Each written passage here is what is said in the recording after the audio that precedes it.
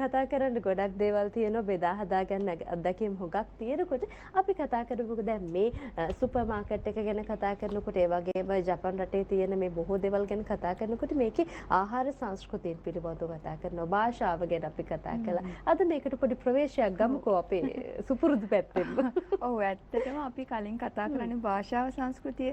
එතකොට අර ආහාර සංස්කෘතිය කියන එක ජපානයේ මේන් එකක් කියන විශේෂ දෙයක්.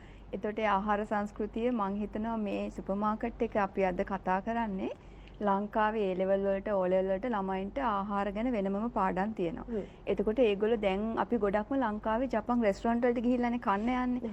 නමුත් දැන් ඉස්කෝලවල ටීචර්ස්ලා පවා ළමයින්ට කෑම හදලා පෙන්නනවා ජපනිස් දේවල් කොයි විදිහට හදන්නේ කියලා.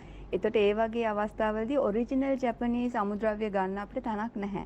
ඇත්තටම මේක තමයි ලංකාවේ තියෙන අපිට එකම තැන ජපානයේ විදියට ගිහිල්ලා ඒ අමුද්‍රව්‍ය ගන්න. අමුද්‍රව්‍ය විතරක් නෙමේ හදන කෑම පාවිච්චි කරන උපකරණ වෙන වෙන කෑම ಜಾති ජපනීස් ඒවා ඔක්කොම අපිට එතනින් ගන්න පුළුවන්. ඒ නිසා මම හිතුවේ ඇත්තටම මේ අර කිව්වා වගේ මේක සංස්කෘතියේ එක්තරා කොටසක්.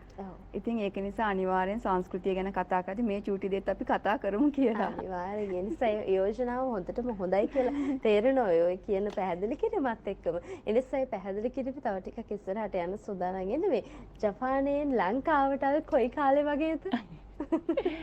මම